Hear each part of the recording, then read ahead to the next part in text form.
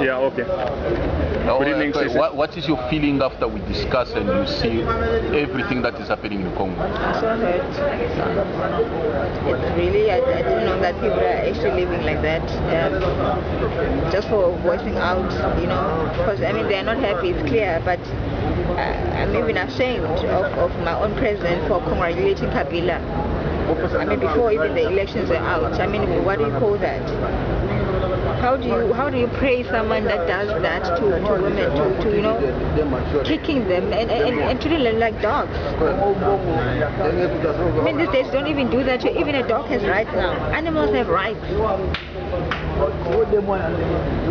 Then, in closing, how can you help South African society to support the things that we are doing for the liberation of Congo? I think we need to make a big noise about this. People need to see the videos, like the videos that you have. Yeah. The media needs to do a documentary so that everyone can know what is going on.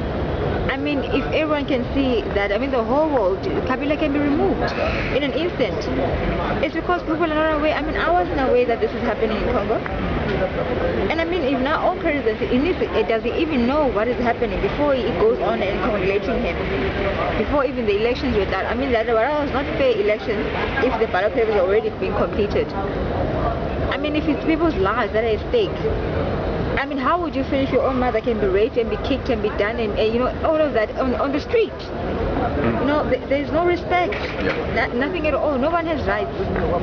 If that can happen to Zuma's mother or whoever, you know, or their own child, how would they feel?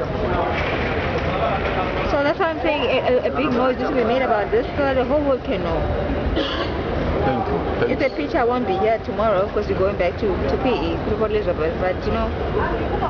But when you come back, are you willing to meet with us so that we can have further discussion? Yeah, okay.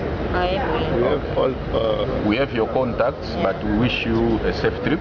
Okay. We're going to keep contact with you, but we want you to help the South African society to understand that we didn't come to your country to steal your job. We came here to seek refuge so that one day when things are better in Congo, we can go back and rebuild our country. Yeah. But thanks a lot for your participation. It's a pleasure. Okay. All the best. Okay, thank you. Okay. So your name is? Zianda. Zianda. Thanks. See you next time. Okay. Everybody, you see CCWC, Community Congolese of Western Cape. Bye bye Zianda. The way we mix in South Africa people. I can't make lot comment. Everybody who did see the South Africa women involved of that problem we fight in South Africa against Kabila Kanambe. I don't want to talk too much. Everybody did follow. We need lot of people, all Congolese must come to Congolese community of Western Cape for your rights. We're fighting of our rights. Come, Congolese people, come to us. I don't need to talk too much. You did see the South Africa women, South Africa people is together with us. Come, Lord. Thank you, Lord. Bon, mes chers Congolais, je pense que c'est très important de faire le lobbying et puis expliquer les problèmes du Congo aux Sud-Africains. Nous venons de rencontrer des personnes très importantes de l'Afrique du Sud qui ont compris maintenant pourquoi nous luttons ici. C'est très important dans ces pays. Nous n'allons pas vieillir dans ces pays, mais nous devons toujours involve South African society in whatever we are doing because we are required to return back home one day and start the reconstruction of our country. Alors, dans tout ce que nous faisons, nous devons éviter la polémique, nous devons éviter les injures. Nous ne pouvons pas nous injurer les uns les autres.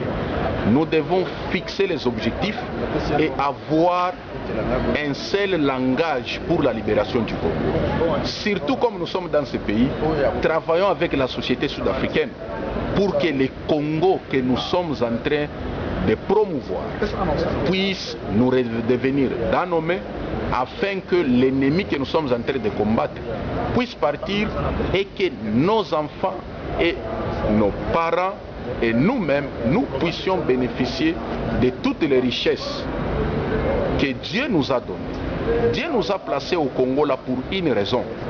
Donc nous avons la responsabilité de nous battre et de travailler avec la communauté sud-africaine pour que nous puissions vraiment changer notre pays. Merci beaucoup. Merci, monsieur Richard.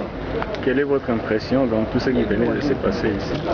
Bon, mon impression est pure et simple qu'il y a beaucoup de choses qui dérangent notre esprit par rapport à la réalité que nous traversons, nous les Congolais ici à Cape Town ou bien en Afrique du Sud.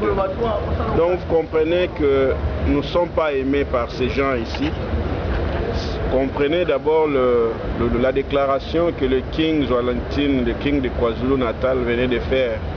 C'est vraiment une façon de montrer combien de fois ces gens ils sont xénophobes.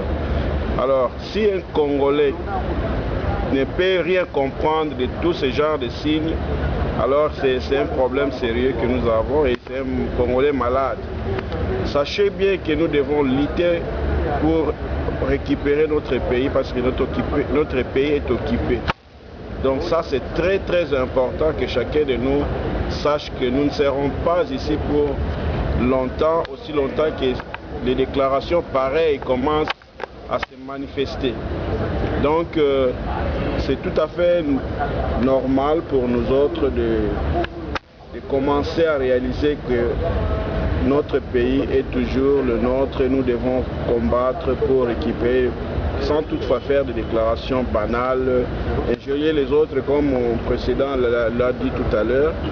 Donc le temps est venu que nous puissions entrer dans nous-mêmes, comprendre qui sommes-nous et quel est le devoir de tout un chacun par rapport à la libération de notre pays. Donc c'est surtout ça que j'allais un peu commenter sur ce que mon ami Léonard venait de dire. Donc c'est ça, je ne sais pas si vous avez une autre question à poser. Bon, disons c'était une petite interview étant donné la réaction de la Sud-Africaine qui venait de parler puisqu'elle ne savait pas ce qui s'est passé au Congo s'agissant des viols, mais là était vraiment stupéfaite. Voilà pourquoi je voulais que vous réagissiez eu égard de cela, mais je crois qu'on aura aussi à faire des grandes interviews avec, puisqu'on n'a plus suffisamment de temps après la réunion.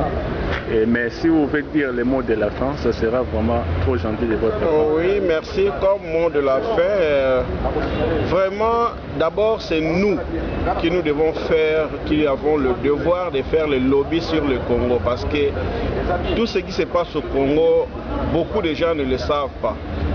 Par exemple, ici où nous sommes en Afrique du Sud, vous allez voir que ces deux filles ici étaient vraiment surprises de voir la réalité du Congo. Le Congo est juste oublié parce que nous-mêmes, nous ne fournissons aucun effort pour faire comprendre au monde de quoi s'agit-il, pourquoi nous nous combattons. Et le combat est vraiment dirigé dans une direction qui ne justifie même pas le vrai combat que nous menons. Alors pourquoi nous voulons demander aux gens de parler du Congo, de montrer le bêtise qui se passe au Congo pour que les gens sachent qu'ils cessent de supporter le pouvoir en place. Et à travers cette question, laissez-moi aussi dire aux gens que ces derniers temps, tout celui qui parle des élections au Congo, il est l'ennemi des Congolais, parce qu'on ne peut pas avoir une élection avec un pouvoir qui est occupé, un pouvoir d'occupation, pardon. C'est-à-dire le moment ici, c'est le moment de tout le Congolais de nous mettre ensemble pour libérer notre pays. C'est le devoir de tout un Congolais. S'il vous plaît, oubliez cette histoire des élections. Kabila avec son entourage, ils sont en train d'organiser comment continuer avec leur pouvoir, comment hypothéquer le pouvoir du Congo. Donc, cessons de parler des élections. Tout Congolais doit être debout pour combattre cet esprit-là des gens qui parlent des élections au Congo. Il n'y aura pas des élections aussi longtemps que le pouvoir d'occupation est en place. Voilà un peu ce que je peux dire en deux mots. Et quel est votre point de vue s'agissant du dialogue? Vraiment, en paix de monde, le dialogue, je me demande pourquoi on doit parler de dialogue à ce moment. C'est pourquoi ce dialogue n'était pas réalisé depuis très longtemps. Alors que maintenant, ce monsieur-là il est dans ces états de faiblesse. Donc ce n'est pas le moment où on doit aller dialoguer avec ces messieurs. Et puis comment on doit aller dialoguer avec un pouvoir d'occupation? Ça n'a pas de sens. Je ne sais pas d'où ce mot dialogue vient aujourd'hui. Ça n'a pas de place.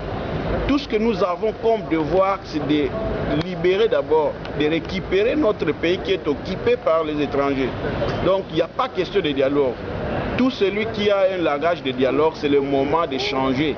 Et tous Congolais conscients de ce nom, il ne faut jamais supporter la personne qui parle de dialogue. Je m'excuse cette déclaration si ça va déranger certaines personnes, ça c'est vraiment mon opinion. Je suis un Congolais conscient de ces mots et je vois le danger derrière ce soi-disant dialogue. La souffrance des Congolais est dépassée, c'est devenu une vie normale.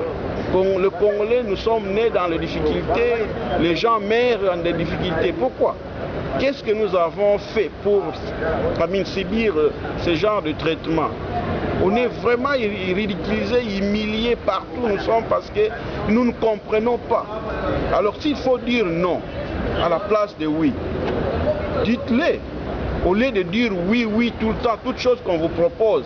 Dialogue par rapport à quoi et pour faire quoi? Qu'est-ce que ça va aboutir, ce dialogue?